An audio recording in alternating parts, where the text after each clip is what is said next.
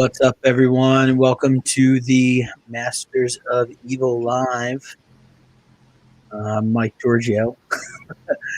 The most energetic man on camera you ever met. Strange Spaceman here, and joined with the boys. What's going on, guys?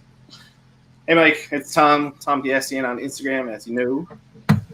Alan, you loser. Fucking Michaels. Yeah, well, awesome. Great start. Good camera edit there. I like it.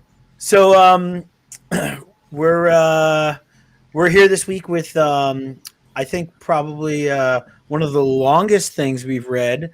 We read I should correct our that Tom and I read. I literally just finished. So we've got Head Lopper by Andrew MacLeans, is published by Image Comics. And like I said, I literally just finished it. It's 3 volumes as of right now. I believe they came out quarterly. Is that right, Tom? The single issues came out quarterly, and right. There's we were just talking about it. There's 4 issues in volume 1, and look at how fat that is. That's a lot of book. Yeah, I definitely felt like So each volume is like Tom said, it's 4 issues, and they all have an epilogue. It seems like the issues are like random in size, pretty much just whatever fits the story, and then each volume is a complete story in itself. No different than a regular arc in a book, I guess. But I feel like they felt like they were that each one of them was like a standalone. Like you could have read each of them without knowing the others and been okay with it. It was one of the things. It just felt a little bit different than your typical, structure, your typical like arcs that you get from it. What do you think, Tom? I do agree with that to an extent. It kind of gives a tiny bit of backstory every time you pick up the book to kind of let you know who that person is that you're paying attention to. And now you're just going to see what their adventure is in this volume kind of thing. Yeah. Obviously, there are things that are an overarching situation that lend or bring more to the story if you read volume 1 before volume 2, that kind of thing.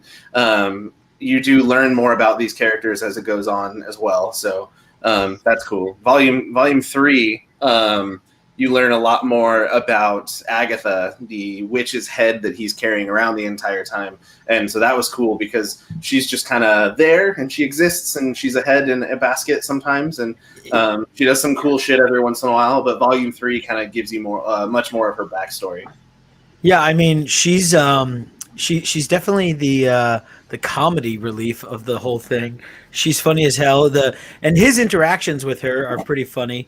It's one of my favorite like running gags throughout all of it was where it seemed like most of the time it was a villain, but like right before they were about to be attacked or someone was coming in on them, they were coming in on these most ridiculous conversations where she's talking about like stealing like fly wings from another witch or the perfect potion, like the perfect concoction to make a potion or something. It was just really funny. Yeah, there's the part in the first volume where he's captured and by the 2 sisters, and she's like on the table talking to the skull. Yeah, and it's not saying anything, and she's just like having a conversation. She's like, I can't remember what she says, something about like I guess there's a hunger strike or something like that. Yeah, this little conversation here. Yes. It's in during the story, and then at the end, it's the last page of the volume, and it does the same with issue 2 or volume 2. She's talking to another severed head of someone who doesn't respond to her. Yeah, so she's definitely one of the so I mean, so in each one of these you have the wow, I just blanked on his name, Norgal, right? And he's followed around with this. He's carrying around this witch's head that has these crazy, ridiculous magic powers. And you really don't know anything about her until the end. or I shouldn't say the end. I thought it was going to be the end. Personally, when I was reading this, I thought this was a complete story. So when volume 3 came around, literally I'm reading the last couple of pages and I'm like, how is this wrapping up? And then I realized that there's no real solid conclusion. There is for that story, but yeah, you learn a ton about Agatha, the Blue Witch. And at first, when they kept going back and forth to like him chopping her head off, I thought it was like the story was like changing every time. It almost felt like there was some type of element of time travel in the story, like because they revisited it each issue, chapter, whatever within that volume. I thought that was pretty interesting. But basically, you have the 3 volumes, so they're each named. They each have different names, and the first one is Head Lopper and the Island of the Plague of Beasts.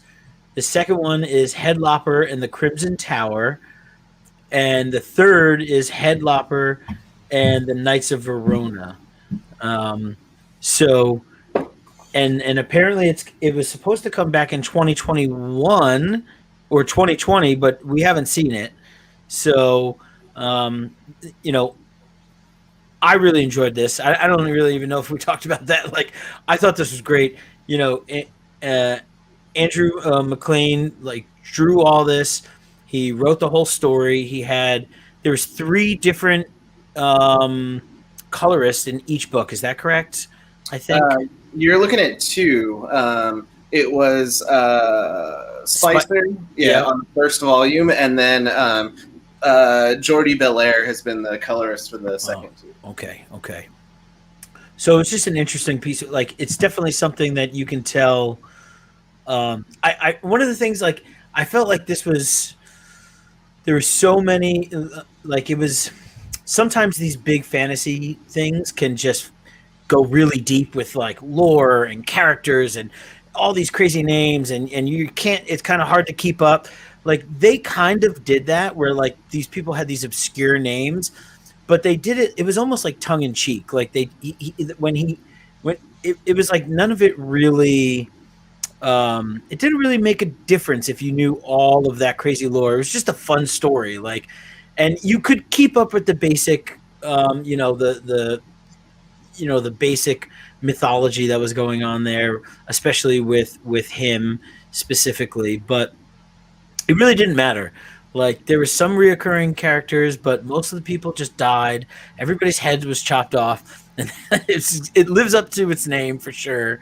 I loved it. I thought it was great. This is the first time you read it? Yeah. Yep. Yeah. I had no idea what this was about outside of the description I read when I looked it up. Yeah. Yeah, I've only ever read the first volume. I didn't read the other 2, obviously. I think the publishing, the way that it's published, helps out a lot with all that lore and those names and stuff, like you were saying, because getting an oversized issue definitely helps you go into those things a little bit more. You have the time to talk about them in one full little, little story, and but at the same time, yeah, if you misplace a name here or there, it's totally fine. It's not like a D&D campaign that you need to know all these crazy things. It's a fun read in general. It's good. Yeah, that's awesome. So I had a question for the group. This specific question will only apply to me and Tom for an obvious reason. But I was gonna say, as I was reading through these, like I said, I read through them. They were built so well for, the trade individual volume format. And I kind of I was thinking this through the whole time because I thought it was a complete story. And I was thinking, which one of these is my favorite out of the 3, complete stories? And so I was just curious, if either of this single, which volume was your favorite out of all 3 of them? Or if you thought of that at all, or if you're looking at it as one complete story, which now I could understand because I thought they were built like that. But I liked the villain in number 2 probably the most. The guy that's in the Crimson Tower, he's super cool looking. Like he's got skin on half his face and not on the like a skull on the other half. But he runs this tower with this massive like mechanical dude, and he's a really cool villain. He pulls his eye out at one point and sticks it to some fingers, and it like runs around to go spy on people. He's really cool. Volume 2 itself wasn't my favorite out of the 3. I honestly think that Volume 3 was my favorite. The amount of characters that came into this one, them defending the town, I guess you would call. The villain in this one I felt was kind of garbage. There's an evil queen kind of lady that wants to take over the kingdom, and she just gets disposed of very quickly right after she kills the king. Spoiler, sorry. So I thought that was just kind of okay, just happened. But I liked this one the most, I think, because you got Agatha's backstory a little bit more. You see her as a full person and not just a head, and understand why that Head Lopper and her are together. And I think that lends into much more stories down the line. I'm almost the exact opposite. I won't say. I'll start here. So, with the second volume, I thought it was my favorite, and I also love the villain. What I loved about it was it reminded me of one of those classic like. This is probably a little bit more of an anime trope than it is of a comic book trope, but it exists in many mediums, I believe. It's that kind of like that tournament style.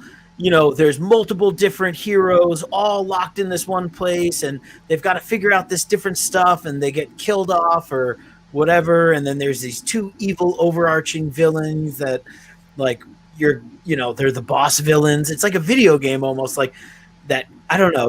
I just love that theme. Like they had to find the different balls, and like it just felt like the pacing was really good. I liked the story, and with the third volume, I really liked it. I think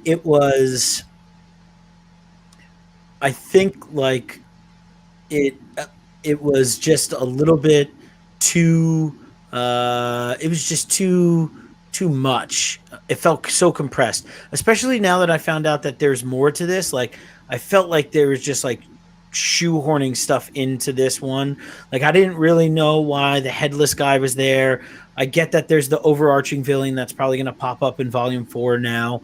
But like the whole time I'm reading this, I think the headless dude and the guy that you don't see in the seat are going to end up being the one he fights, and which I was like, oh, this is going to be the best fight for him because this dude doesn't have a head. So how can he cut off the head of a dude who doesn't have a head? I was so stoked to see that fight. Yeah. And now I expect that it's going to be in volume 4. Volume 4 is up for pre-order now on laserwolfattack.com. Laserwolfattack.com. Yeah, that's Andrew's his personal merchandise site. It collects issues 13 through 16. That's awesome. Yeah, and I just thought I didn't like the villain. I didn't like her. I didn't like that whole thing. Like it felt so like unnatural when they were like the one woman he was battling with the whole time, second sword or whatever. She was like, there's something between you, or like what's there, and like you don't. I felt like that wasn't really. I don't know. It was off to me, but that's good. I like the first volume.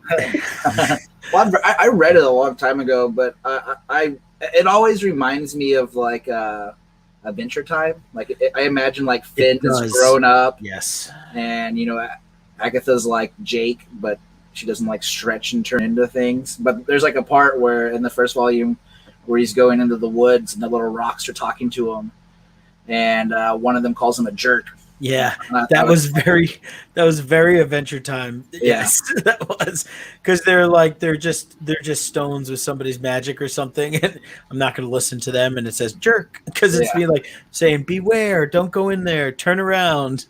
Yeah, that was hilarious. It's definitely it's got a really good subtle balance of humor in it that I enjoyed. It wasn't over the top. It wasn't trying. It wasn't like, oh, every time Agatha's on, she's going to say something witty. Like it was good. It's also one of those things I don't think has to like dive so deep into like the backstories of everything, and it's just one of those you can just enjoy without having to like think too much about it. Yeah, exactly. That's what I was trying to say like earlier. Like it's like it doesn't matter what everyone's ridiculous name is and who their father was, sire to this person, blah blah blah. Like that shit doesn't matter. It's just a fun story, and they're just cutting heads off. Yeah. So, any final thoughts or anything, or we headed right into ratings? What do we got going on? I'm gonna have to go read the next 2 volumes. Yeah, you got to read the next 2 volumes. I'm definitely so I'll tell you I didn't in time get the last novel, so I actually ended up or the last volume, so I actually ended up buying it on Comixology. Wasn't the worst. It was only $9, but I definitely I wish. So there's no oversized hardcover or anything of this, but this book would look gorgeous in some big, just like nice meaty book with all 3 volumes in there. But I definitely plan on buying the next one and the 3rd one and keeping that collection going for this one. And I might start looking out some individual copies to see if they have some floppies available somewhere. Yeah, for sure. I think you'll be able to find the later issues. Yeah. So should we go into ratings? Yeah, let's go for it. What do you think? You start. All right. So we're doing writing and art, and then for a combined score. And the interesting thing is this is the same person, right? So that's pretty cool. I think that overall, where we stand right now, I think the art is a 4.5 for me, and the story is like a good solid 4. And so overall 8.5. Yeah, absolutely. I love this. I knew nothing about it, had no idea what to expect. I could tell just by looking at the art and like reading the preview about it, like this is going to be something I'm going to love. And my favorite thing about it is it wasn't overindulgent. It just was not this extreme, heavy-handed, like full of lore and all this shit. It was just a fun story with great art. So easy, solid 8.5. I'm going to completely give you the exact same reasoning behind mine. I would say the exact same score. It's a fun read. There's no reason why you wouldn't pick it up and just check it out. Even if you pick up volume 1 and it doesn't end up being for something for you, it's worth a shot. It's fun. It's easy. It's there's a lot of cool magic stuff, but it's not that crazy dense, it's what's that? There's a DC a Black Label title that's like based on D&D, and I was reading that for a little while, and it was just so fucking much. Like there was just so much to take in and so many names and maps to look at, and they have that here in some of the page breaks and whatnot. You can have a little map of the location, so you can kind of see where they're talking about and things like that. But to be honest, I didn't look at that until I finished the book and went back and looked at them. Actually, so one of the things here, let me show you this. One of the things I actually really liked were those maps in the first. What I noticed real quick, like at the end of the first, they had like a little bit of the of like if you look like right.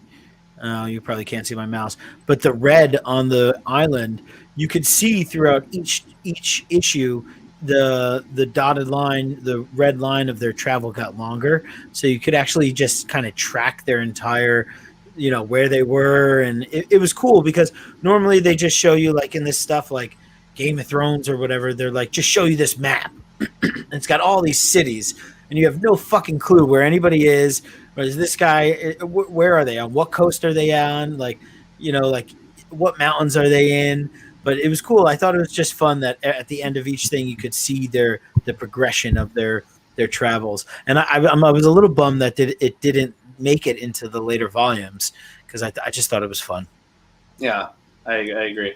Yeah. So either way, there's the cover art for the first volume, but Head Lopper, solid. I guess, Alan. I mean, where are you with Volume 1? I'm gonna give it a solid 10 across the boards, bro.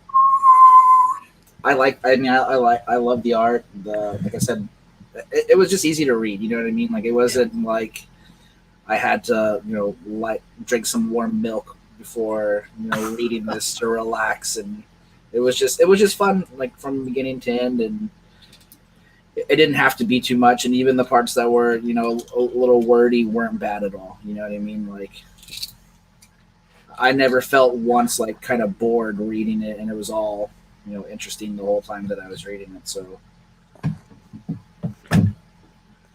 well, good. So Tom, why don't you tell us about this? This was me reading the third volume today, and just flipping through, and I was like, that character on the left of your screen. I muted myself. The character on the left of your screen looked oddly familiar, and then I thought about it for a couple seconds, and I was like, that's fucking Beastman from Masters of the Universe. And so I looked it up, and sure enough, the design, the colors, everything are exactly the same. I mean, it's literally exactly the same. Like the little pendant in the middle of his beard on the chest, like it's hilarious. I don't. Yeah. I did not catch that at all. That's for sure.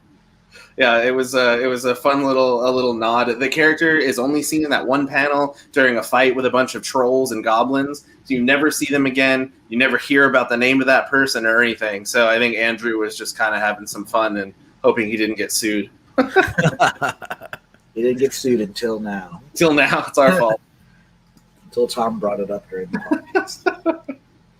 That's hilarious. So that's the book for this week. What's the book for next week? So we on deck we have The Grave Diggers by Wes Craig. Again, I believe both written and art by Wes Craig. He is the artist for Deadly Class, among other things. And this was his first creator-owned book. I believe it was with Image as well. And so I actually have, is it 6 issues? I believe is what they did. I think so. I know Volume 1 is available and has been for a while, so I figured that's what we were going to check out. Yeah. I didn't know how far it had gone from there. And that's there's a Volume 2. On Comicsology, it's showing 9 issues. 9 issues. Okay. So I believe I might have all of them, but I think I added them, or the owner of my comic book shop knows how much I love Wes Craig, like his stuff for Deadly Class. So he added it to my pull list way back when it came out. I don't know. That had to have been like, 2016, 2017 maybe. And I was like, yeah, give me everyone, like keep them going. And I got whatever they were, and I put them in a pile and never read them. So I'm happy to actually read them because it probably wouldn't have otherwise. So we should go all 9 issues, right? I think that's an easy ask. Totally. Yeah, good. Awesome. That's just the first volume, right? I mean, I'd say, yeah, whatever's out as of right now. I know it hasn't. I mean, if it came out in like 2016 and there's only 9 issues, then I can't imagine it's coming back or whatever. So I would assume volume 1 and 2 would equal that whole 9 issues. Yeah, because the first volume is a 1 through 5. For the single issues. Yeah, and then probably 4 issues after that. It probably might have gotten canceled. Who knows? But we can do the research on that and come with some more of that next week. That's the book for tonight. And next week, The Gravediggers by Wes Craig. That's Gravediggers Union, right? Gravediggers Union. That's right. Yes, I think I said that wrong both times. Gravediggers Union. All right. So you guys both watched Loki, right? What do you think about it so far? Just in general. What's that? I said just in general. Yeah. Yeah. Sure. Just in general. I know Alan and I both watched episode 1 and 2 as of now. I've liked them both. I don't think either of them are like, something spectacular and amazing. They're fun. They're it's interesting. There's a lot of dialogue. I know Loki is a character that supposedly likes to talk and that kind of thing, but there's definitely a lot of dialogue in the first episode and most of the second episode between him and Broken Nose. Owen Wilson. Thank you. I cannot stand looking at his nose. It's yeah, someone, it might have been you, was mentioning that it looks like it's getting worse with age. And there's a couple shots that are so heavily shaded that like that indent looks like it like cuts through his entire nose. It's crazy. But the show's fun. Yeah, I agree with that. I think it's fun. I think everybody has like this. Everybody has these like big grand thoughts that like these shows are going to change the Marvel universe and that it's going to lead into the biggest thing you've ever seen. And I think they're just expecting too much of these shows. I think they're just to be taken at face value. They're just like really fun shows that have some really interesting, some of them, right? Like WandaVision, I thought was amazing. Like all of that was great. You did get something out of it, right? You got new characters, quote unquote. And same thing with Loki. Like everybody's again already on the Mephisto and there was the devil and whatever, and obviously it's not. But I hear so many people saying like, look, this is like amazing. It's one of the best things they've ever made and stuff like that. And I'm just like, yeah, I don't. You watched 45 minutes of it. Like, how could you say that? So I thought it was fun. I loved it. I haven't watched the second episode yet. I know the big reveal, which I assumed. I think half of anybody who reads comics assumed that the other variant is the Lady Loki. Am I correct in that? Spoiler.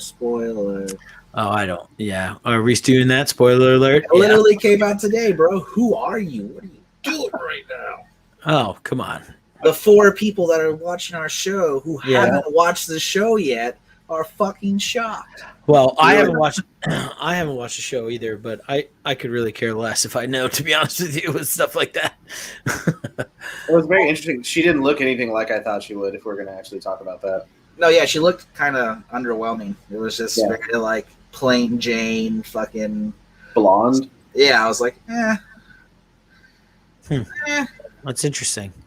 I knew like whenever she started to like, because it kind of like pans up, and you can kind of tell like, okay, I was like, okay, she's gonna be a woman. Then when they showed her face, I was like, really? Like this is the person that they went with to play female Loki. I guess. And so in the comic book, like I'm not like I don't read too much. I probably haven't read really. I don't think any Thor outside like some of the Walter Simonson run, but not even. I haven't even read all that. Is she like? Does she have like the crown and all that other shit? Like, do you know? I don't know if you guys know that or not. Like in the comic, she the full get up. I don't From really everything in the comic that I've ever seen, yeah, she's got super long black hair. She's got a big old green kind of dress looking thing, and she's got her own little horn helmet and stuff like that. The TV show one kind of reminded me of like horn helmet. The newest Doctor Who, like Doctor, just like cosplaying as Loki or something. It was weird. Like I've seen cosplayers that I would picture more as Loki than this person.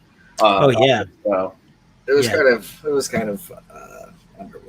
But I mean, I like the show. I feel like the 2 episodes are kind of. I mean, they're fucking long as shit. I don't feel like where was all the other episodes like the other shows this long? Because I think the second episode is like 54 minutes long. Yeah, WandaVision was about 25 to 35 minutes each until towards the very end there. But Cap was almost an hour long on every episode. Yeah. So maybe it's going to be one of those things where it's just like a six episode series, and that's why they're an hour long.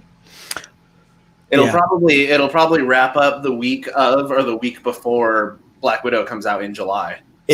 I think it's actually that same week. I think they're overlapping, which will probably put it at 6 episodes there. Yeah, I think it's too. I think we've talked about this a million times, but like I much prefer the once a week thing, and I do. I don't. I think they're too long. Yeah, I think WandaVision hit it right on the head. Like I love the like 25, 30 minutes of content, and then towards the end when you're really invested, they gave you like 45 minutes for like the last 2 episodes or whatever. I really like that. But again, like it could be something else. Like so, the first time I watched episode 1, I fell asleep. Granted, it was late and I was tired, and then I tried it again and made it like probably 10 minutes further into it. And then one day early in the morning when I had the time, when nobody was in the house, I just watched it and I loved it. That time I sat and I was like, oh, I love this. But it took me 3 tries to get into it. But I have to rewatch them because I started the first episode real late at night, and then I watched the one yesterday after doing 6 hours of defensive driving. So it was not something I was like super paying attention to. Like I was like half-assed, like I was sitting on the couch playing on my phone, fucking like half-assed watching it. But I mean, it's very campy for sure. It's a lot of talking between him and fucking Mobius. Yeah, Mobius. What does Owen Wilson say? Whoa. Yeah. Wow. Last night was my girlfriend's first watch of episode 1, and we started it. I got back into town at like 11 p.m. or something, so we started it quite late. And so we were sitting in bed watching it, and I look over and she's like kind of fading, and she's like, "Yeah, I'm getting pretty tired." And I was like, "What if I just did this?" And I like started flipping her nipple ring repeatedly, and she's like, "I can't fall asleep like that." And I was like, "All right." So I just sat here like this for the last 10 minutes of the episode, and she finished it. I don't know if she liked it or anything, but no, the first one is definitely like a build up. But also, like I'm one of those people. I didn't really like WandaVision, to be completely honest with you. It was the first 3 episodes were super boring. Like it was very, and then it was just kind of like very underwhelming for the rest of it. Like I thought it was stupid introducing Evan Peters as Quicksilver and then kind of not doing anything with it. I mean, it wouldn't have made sense to have him be dead and then bring him back, but whatever. I honestly didn't like WandaVision. Everyone fucking hyped that show up way too much. Sorry, Mike. Yeah, no, it's fine. I mean, you guys don't like anything I like, so I'm okay with it by now. Yeah, I didn't love it, man. Like it was good, and I liked parts of it, but I was just like, I thought it was the best out of all of them. So I mean, I obviously can't speak to Loki. There was only 2 of them, right? But I think it blew Winter Soldier, Falcon Winter Soldier out of the water. When it comes, I don't know. I think Loki's already got like a 2nd season announced. Is that right? I'm pretty sure that it has, or at least I heard that. I don't know if that's true. So this might be like an ongoing thing where I don't think the other ones are. So I don't think so. who knows? I don't know. Let's see. Let's look up on the internet. Yeah, look it up on the old Googles, Bing it. Yeah, so I'm either way. Like I just love the Disney Plus stuff. I love that. Like I think everybody says, or a lot of people say that like comic like the movies are saturated, like oversaturated. It's just nonstop. There's always a new movie. There's always something going on, and I'm like I'm still whatever I don't know, 10, 12 years into it. I'm still like bring it on as long as it's good. I'll take a new comic book show and movie every few months as long as it's good. I don't give a fuck. So It doesn't say that there's any information about it yet. yeah. But also, I mean, he's one of the characters that is dead in the main MCU. So I feel like it's one of those things that if they did, they could do it and it not be connected to the movies at all. Because WandaVision had Doctor Strange tie in, and then Cap and Winter Soldier are doing the new Captain America. So there was parts of Captain America that I really liked. Like I liked when the fucking dude went crazy, but the rest of it was pretty fucking boring. But also the one girl that's the main, like the I can't remember what, like the super soldier chick. Was she not in the second episode of Loki? Was she not the chick that gets kidnapped by the variant? No, they look a lot alike. Yeah, I agree. They are both like almost like gingery looking. Like yeah. I saw her and I was like, yo, is this the same chick from the fucking? I might have to look it up because I think you might be wrong, Mike. May not, Tom. Wait, you're saying the chick from Falcon and Winter Soldier is in the second episode, or you think they look similar?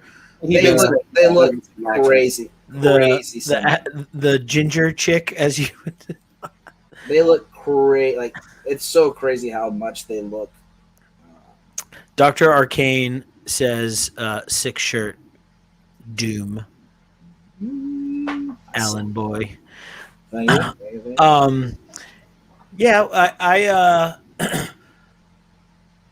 I'll probably go watch the second episode after this and fall asleep. Anyways, on other news, something I fucking really loved, which I know we haven't been able to talk really about because last week we had the interview, which news we probably have another interview coming down the pipeline, and we're going to continue to try and do more. So stay tuned on that. But Sweet Tooth, go ahead. Go.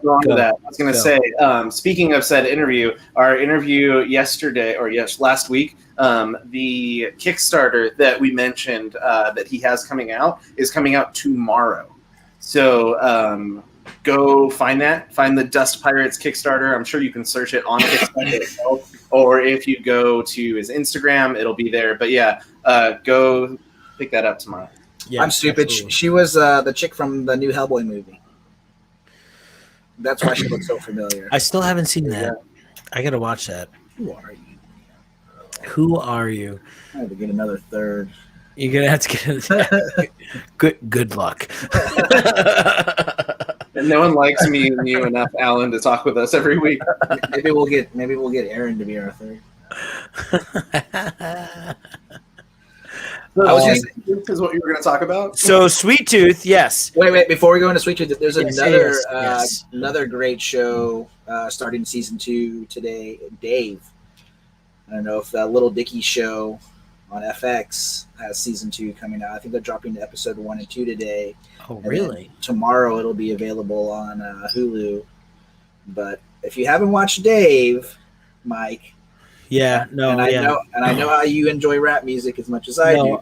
I know, yeah. It's definitely something. I mean, Lil Dicky's not like a serious rapper, but he can. No, rap. but he's fucking great though. Yeah, his TV show is definitely worth watching. It's I know ridiculous shit ever. Yeah, I know about the show. I've heard about it at length from one of my buddies who also is into similar forms of music as we are, and he like shames me that I haven't watched it. So I'm definitely going to check that out. I've even seen a few episodes, and I can't stand Most Route. Yeah, well, just another thing we don't agree on, Tom. I don't know why we're even friends. We don't like any of the same things. Again, Beautiful thing. Opposites attract. But no, yeah, Sweet Tooth is great. yeah. It's fucking great. Yeah, it's really awesome.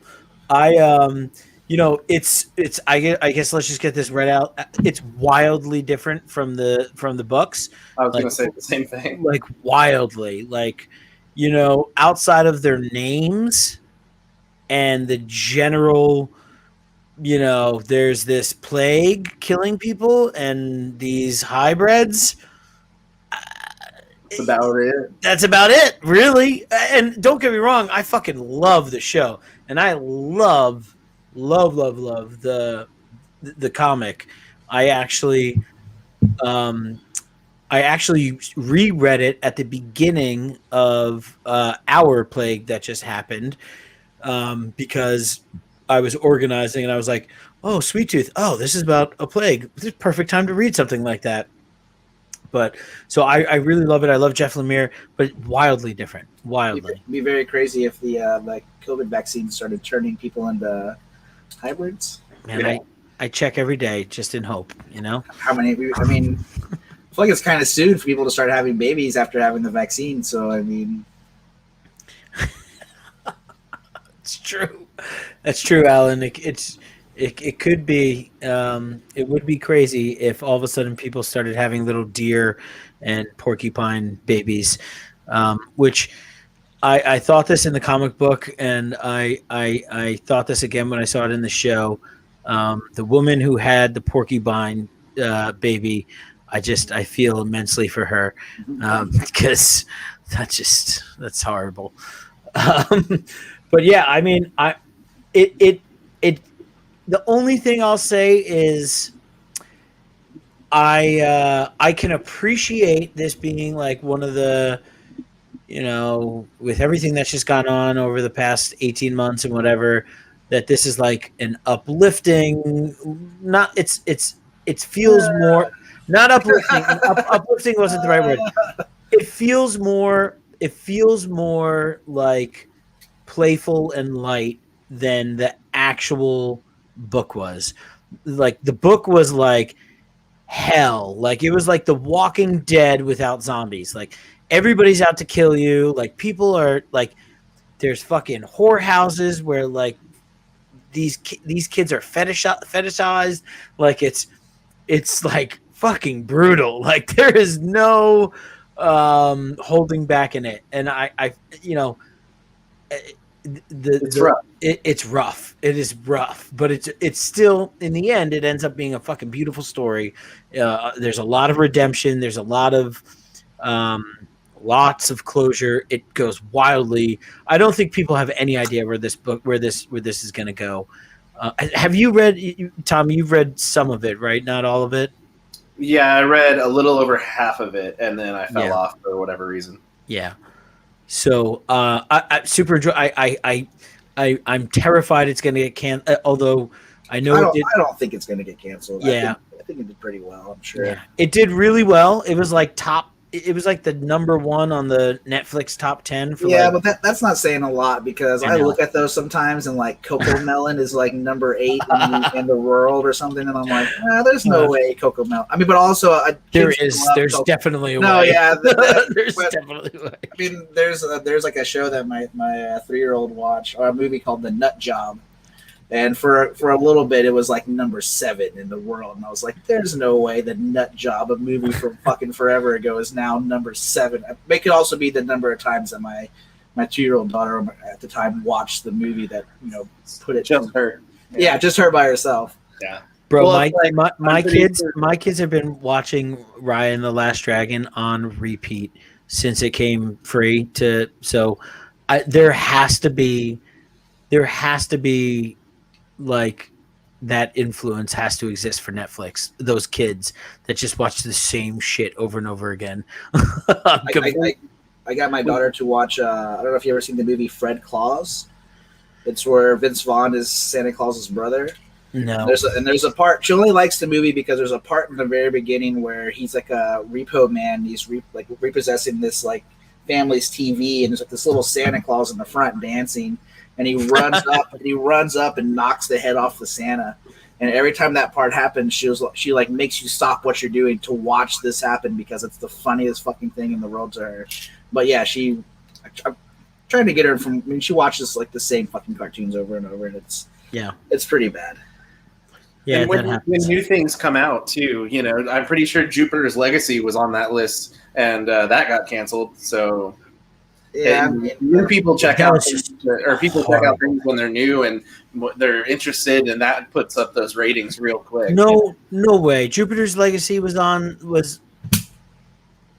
It just looked corny as fuck, man. I couldn't get behind it. Like I think my girlfriend and her mom watched a couple episodes and they're like, it's pretty good. Yeah. And I'm like, yeah, but you also don't read comic books and you don't care about that kind of shit. It looked almost like a like the Days of Our Lives, soap opera fucking TV movie fucking like it looked kind of like a Lifetime movie about superheroes. So like just like the way it was shot. Yeah, and it wasn't even the book at all. Like that was like this new made up like prequel to the comic books. Like he wanted to like do this and then go into the comics. It's like, bro, like you're like just get into it. Like let's just go. Like go right into it. Dive in. I don't want any bullshit. Like I'm here for the comic. You can skew the story, but you're talking about a 5-issue miniseries, right? Like, just make it and move on. Like, I don't need, like, this isn't fucking X-Men where you have years of history and, like, the characters can be changed in pretty much any way because, like, it's the X-Men and you can do whatever you want with them. This is a contained story. It's 5 issues. Like, what the fuck are you doing? It sucked. It was horrible. Yeah. I'm glad it got canceled. But my thing is, like, I think even things that do well on Netflix get canceled too early. And it's like they have this track record of doing it. And there's a rewatch value I don't think they take into consideration, you know? Yeah. So yeah, I mean the whole first season of Jupiter's Legacy cost $200 million to fucking make. And apparently they shelled out $30 million just to acquire like all of his works. So I mean, yeah, and well, all of his works, but they don't get Kick-Ass. They don't have Kick-Ass, so they can't do. I honestly wouldn't mind them doing like a Kick-Ass TV show. No, I'd be all for that. There's a ton of stuff I'd like. Jupiter's Legacy, it was just poorly planned. Like you have all this like hype around this non-hero comic book stuff that like mimics the heroes. You know, you have Boys, you have Invincible, and then like literally the dude looks like Omni-Man. Like he's got the same fucking almost, you know, white suit, red cape. It's almost exactly the same, and like. I think people went in it like I've read the comics. I love the comics, and I love the Frank Quitely art specifically is amazing. That's the only reason I bought him. But yeah, it's gorgeous. The covers alone are gorgeous. But yeah, I don't know. It was just it was too much. But so Comics Track had a pretty good question. He said, you know, it seems pretty rare that movies or TV shows can stray from the comic and still be pretty good. What do you think? You know, what do you think about Sweet Tooth? It still works even though it's wildly different. That's a good question. I think that I think although it's wildly different, it's different in the nuance of the storytelling, things that really don't matter. Like, you know, in this, it's the same villain, it's the same protagonists, and it's the same overarching theme of this post-apocalyptic there's a virus, right? And the hybrids, but like the nuance of how they meet this this this girl, this woman who becomes the third in their party, and she has and that there's these you know everything happens in this everything big happens, it just gets there differently. I don't know how to explain it because there's just there's so much difference in the book, but it's I think the simplest answer there is that it's still well done. Just because it strays drastically from what we have read or we know already, doesn't mean that it's automatically going to be bad just because of that. The storytelling and stuff, the connection you get in the first couple episodes with Gus and his dad. In the comic, he is dead in 3 pages. That's it. You get no build of Gus as even a younger kid growing up, learning things from his dad, things like that. That extra beef into this story really fits for TV and really gives you that difference. But it's good. It's well done. The actors are good. I think that's the simplest answer, is that it's just still done well. Well, I also think too, it's always one of those things where you look at from the perspective of, are you a comic person going into this expecting it to be like the comic, or are you just some person who's never heard of Sweet Tooth and saw the trailer on Netflix and go, well, this seems kind of interesting. I don't know anything about this. And so I feel like it's kind of different too, like with indie comics, as opposed to, if they gave Superman a peg leg, it's just one of those things that you can, because it's an indie comic, not too many people know about it, changing the story without you knowing the story doesn't really affect it at all. And like you said, as long as it's good and it's done well, it shouldn't really matter, as long as the same aspects are still kind of there, Yeah. See, I kind of feel, I feel the scope of the story matters. I feel the opposite about obviously giving fucking Superman a peg leg, that is a bit hyperbolic, but I feel like I'm okay with more leeway on a big name character like that than I am on something like I said about Jupiter's Legacy, right? It's 5 issues. There's Legacy and Circle, whichever one is Jupiter's Circle, right? But there's 2, I think 5 or 6 issue things. That's all it is. One's about the parents, one's about the kids, and there's not much wiggle. I want that story. And maybe if it does really well, you can elaborate. Tell the story further. With Sweet Tooth, it's 30 issues, 30 something issues. There's 40, maybe 40, maybe even more. I don't remember, but it's 3 thick volumes,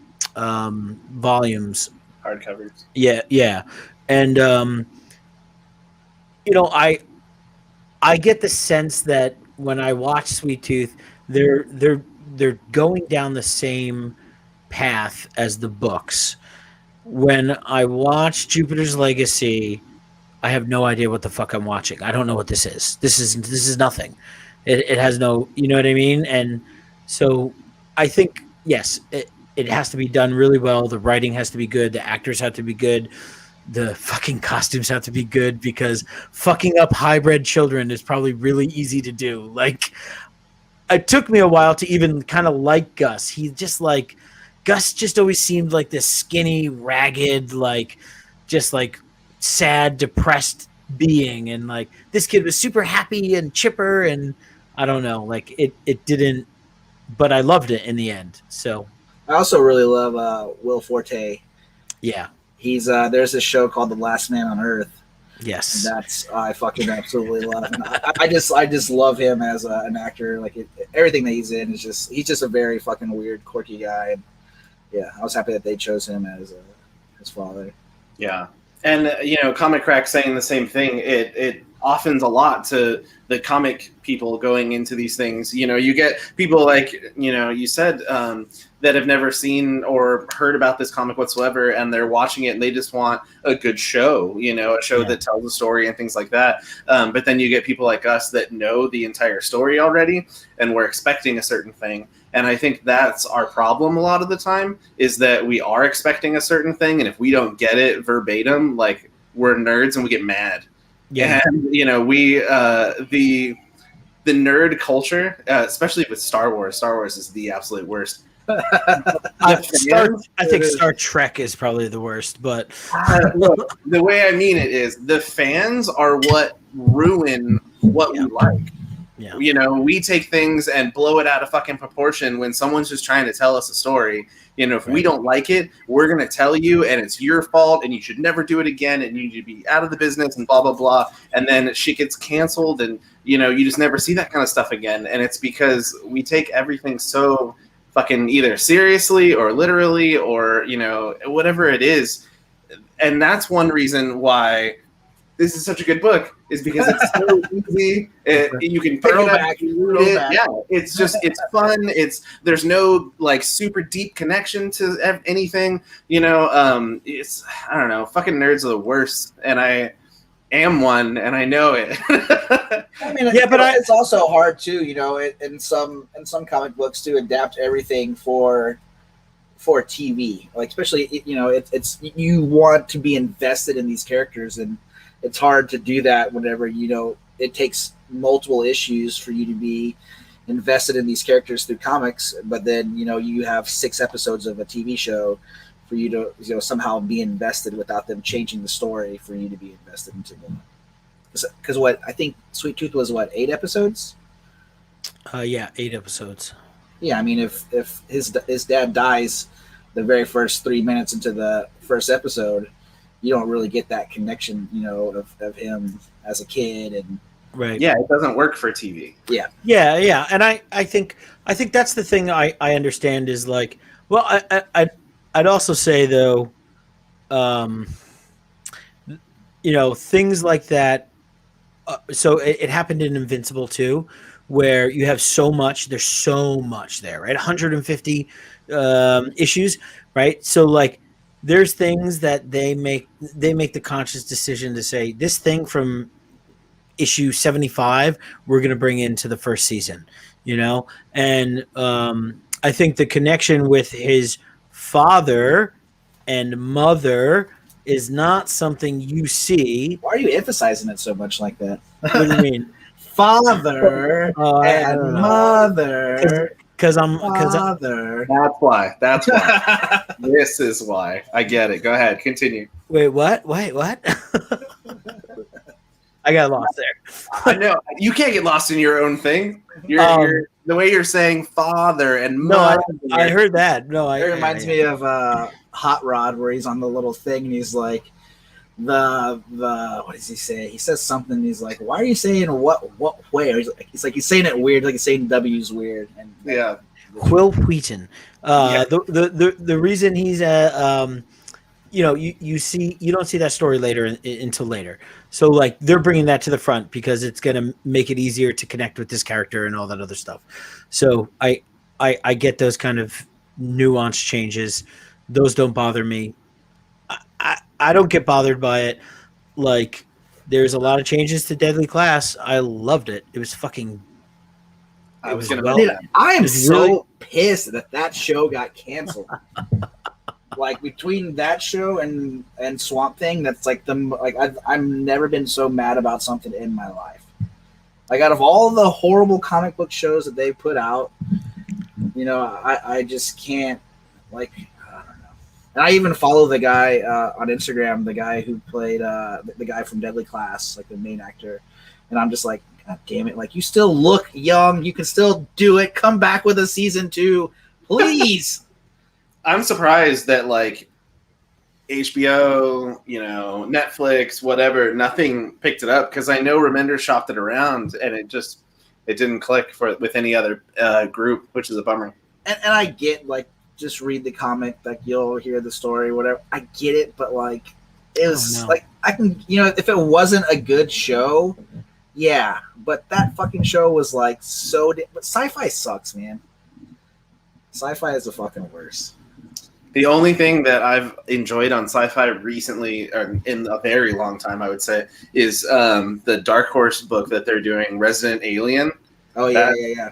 It's on Peacock now because I don't have regular TV, so I'm watching it on Peacock, and that shit is hilarious. Yeah. Yeah, I watched the first episode of that. I haven't watched. I did read. I read the comic. I think I watched I think just the first one because there's a couple of like offshoots or whatever of it. I think. I remember watching a couple episodes of Happy, and it wasn't too bad either. Yeah, I never watched that. Yeah, the first season of Happy I liked a whole lot, and then the second season I just didn't watch it all for some reason. But the first season I thought was really good. Yeah, that was, and I feel like they do good shows because I mean, what didn't Sci-Fi do Battlestar Galactica? Yes, I watched Battlestar Galactica. Yes, I did too. The whole thing. But that was also, I used to smoke a lot of weed, and the person that I always like smoke weed with watched Battlestar Galactica, so it was just kind of like me being there. Seeing it all the time, so I had to watch Battlestar Galactica. I watched a lot of Stargate back in the day because my mom really liked it, and I met one of the actors at a con, and I just walked up to him and just told him like, hey, I don't want to pay for a signature or anything. I just want to tell you that like it impacted my childhood a lot watching this movie or this TV show with my mom. And it was like a way that we hung out and stuff. And I thought that was really cool. And he's like, oh, okay, cool. He's like, is your mom still with us? And I was like, yeah, no, she's not dead. She's in Florida. She's not dead, And he was like, oh, okay, what's her name? And then like signed an 8x10 for me and just like gave it to me. He was like, thanks, see you later. I was like, okay, I guess I'll mail this to my mom. That's awesome. I love Battlestar Galactica. I watched the whole thing twice. And have you ever and all of Caprica, which is the one season that came out, the offshoot, which was really fucking awesome. I thought that was a long time ago. Jesus Christ, that probably definitely doesn't hold up. Yeah, that was forever ago. I don't even remember how long ago that was. I mean, I haven't smoked weed in like 10 years, so I mean, it's longer than 10 years ago. Maybe 12 years? That's funny. Years? Oh, I have no idea. Caprica came out. I moved to Vermont in 2011, and that's when Caprica came out. So, and that was 3 years after the series ended, or 2 years after the series ended. So, a long time ago. Speaking of that, are you moving to Colorado yet? No. I'm not moving to Colorado. I don't know what you're talking about. No idea what you're talking about. Okay, cool. I found a really cool thing in a Walmart today. I know you got a photo of that. I don't know if anyone else has seen this before. It has to have been out for a couple months now, but I try to avoid Walmarts as much as possible. The only time I used to go in them was to buy the Swamp Thing giant issues, and that was the only reason for me to go to a Walmart. But I was there today and saw this display, and the display was, when I saw it, it was hanging sideways, and all those comics were fucked up. So I fixed them, and my girlfriend just laughed at me the whole time because she's like, "You don't work here," and I was like, "I know, but this is fucking disgraceful." I was upset. Not yet, anyways. Yeah, right. So yeah, Allegiance Comics is a publisher that publishes independent stuff. Obviously, they're not a big two. Yeah, that's a good point. And they have these 4 titles, and I think there's possibly one more. But currently, they're doing a Kickstarter, or not, sorry, my apologies. They're doing an Indiegogo for another title. But anyways, each one of these is listed as Season 1, Episode 3. So I don't know if they're doing it this way to try and connect to maybe non-comic readers a little more instead of calling them issues. They are a little bit thicker than a regular comic issue, not by much. They have a $5 price tag on them, which is kind of up there if you're going to just randomly pick up a book out of a Walmart. but not reading any of the stories and just flipping through them, the art in each one of them was really good. I've seen some really bad art come out of some publishers, much bigger than this one, and these were good. And it was kind of strange because I was trying to look up more about this publisher and things like that, and they're strictly through Walmart. If you go to their website, to the Allegiance comic website, and it says order online, you click on that and it takes you to walmart.com. Like, they're strictly a comic publisher that publishes through Walmart. It's very strange. But if you guys see one and you ever pick one up, let me know. I would totally... I was going to say focus on the candle. Look at this plethora of things they have here for you. Tom had to put his... That's Tom's stuff. He had to is put that it down prenatal unity? What is that? Yeah, next to It's Within Us. It's Within Us. And the watermelon candle. So the old love-making candle. Without a top on it. So that shows you right there. These comics are next to the clearance section in Walmart. Yeah, exactly. Which is the cover on the top one looks kind of cool. Yeah. You're not gonna sell them the way that they're placed. It's unfortunate because all of these look interesting, and you can buy digital copies of them from their website directly. So I might do that just to read them, because I tried to look for them anywhere else online, either to be a bastard and read them for free or actually buy them. And the only place I could find them was on their website. So if anyone reads them, and if you have before or you plan to, let us know, because I'm really curious. Next week it's going to be on CBSI's top 10 list. Right? All four of these books. Once Comic Tom gets a hold of it, it's going to be a fucking... I don't know if you guys heard about this motherfucking Walmart. Man, that guy ran into me, not knowing who he was whatsoever.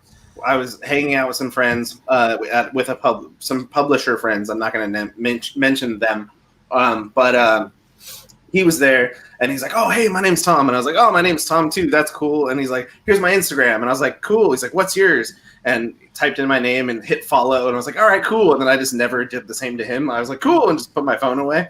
And then I hear about him months later with all this stuff and blah blah blah. That night, he was trying to there was a lot of, Is he trying to suck your dick? Yeah, there was a lot of booger sugar going around, and I'm not naming the names of anybody else but this fucking asshole. So it was an interesting experience, and he's a fucking tool. So I'm just gonna flat out say that we've said kill your local comic speculator forever, and he is the fucking core problem, in my opinion. Kill them all. That's hilarious. Well, that went off the rails. Sorry, I didn't mean to get heated about it. No. You know what sucks? Like, he's made a pretty good living off of that. Hey, Props to him for that, but he's a total idiot. He's a hustler. I would hesitate to say he's an idiot, but I don't like the dude. That's for sure. I never met him, but I can tell you I don't like him. Yeah, it's hard. It's hard to take something we care about and we enjoy so much and watch someone just physically do it in like the means to make money only. There's a lot of people that are like that, and I don't like a lot of them. Jesus Christ! You're right.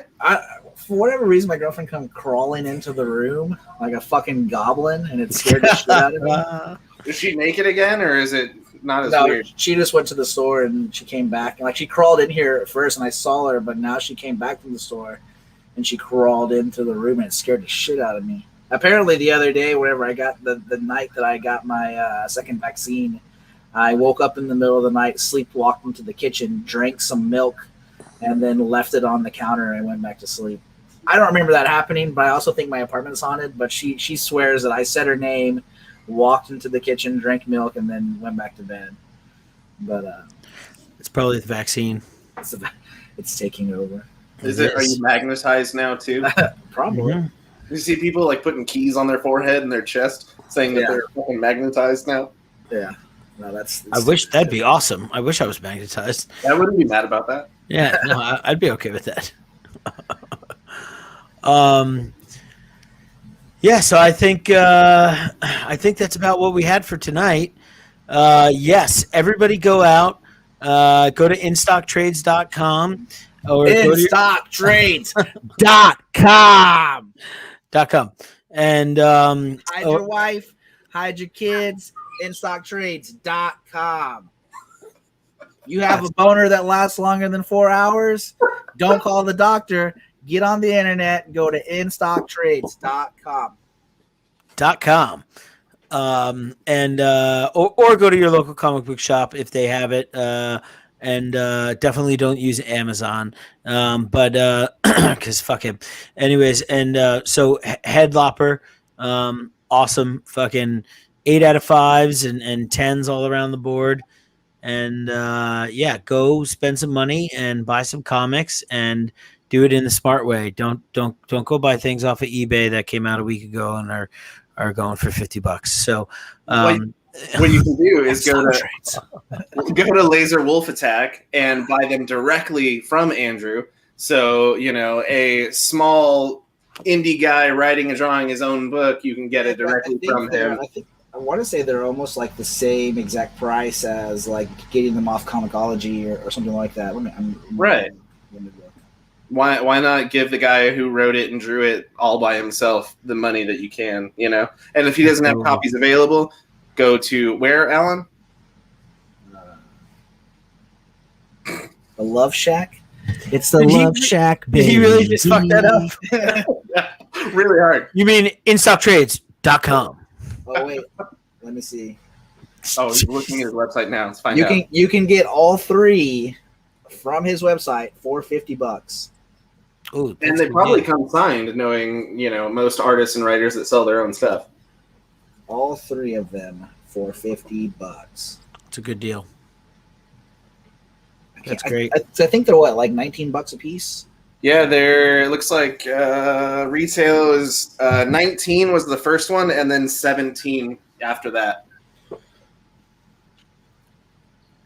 So, make it happen. Do whatever. Fuck going to his website. Go to InStockTrades.com. Hilarious. Go to his website, support him. Andrew MacLean, Head Lopper. Next week, The Grave Diggers Union by Wes Craig. And Tom, it's how was your camping trip? Good. Great. I'm glad we touched on that. We caught a fish and then left it on the hook underwater on a string, right? And then kept fishing for a while, then came back and a snake caught the fish. So we pulled the fish out of the water and a snake was attached to it. And so that was kind of fun. I didn't picture that happening. And then Tom looked up, and across the riverbank was a witch, and she pointed at Tom, and then she disappeared. So if I don't show up again next week, it's because I was jammed by a forest witch. Hey, well, go ahead. Hold on. I'm not letting you leave. All right. Comic Crack said, nice one, Tom, fucking exactly. And you didn't show that in time, so I don't know what he's referring to. But I appreciate you because whatever I say is gold. So good job. Fucking exactly. I assume that was in relation to go buy it from the website of the creator. I would assume, but also who knows. And fucking exactly, Tom. On that note, Tom, it's up to you to take us out here, boy. Yeah, I'm not going to say a whole lot that you haven't already said. Go over by Head Lopper 1, 2, and 3. Pre-order Volume 4 because apparently you can from his website. Thank you, Alan. We will be reading the Gravediggers Union Volume 1 and 2 because there's only 9 issues. We can pull that in a week. Do yourself. Well, I can. I can't do that.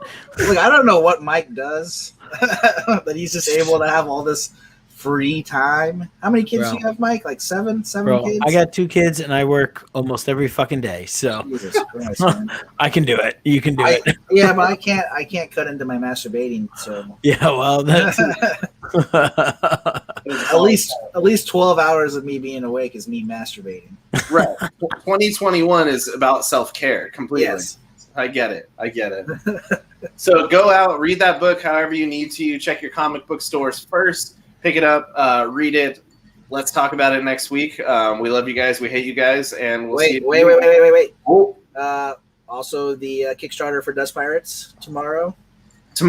We're gonna you know what I'm gonna do? I'm gonna shoot a very quick little video featuring that link and post it on our Instagram tomorrow, so you can see which tier I picked, because I will be picking a pretty good one, I promise. Maybe we could just put it as the link in our bio for like 100%. A couple of days or whatever, because I feel like if you post the link on the page, like there's no way you're going to be able to click on it. I hate when people put links on an Instagram post, and I'm just like, I'm not even going to bother. I'm never looking at that thing. I don't care what it is. Am I going to copy this? I'm not typing all these letters and fucking numbers. Are you kidding me? Yeah. So to wrap it up, Head Lopper, Gravediggers Union next week, Dust Pirates tomorrow. Go try and buy one of those Walmart comics, because I want to know what the fuck they're all about. And we'll see you guys next week. And let's all post them online for $50 a piece.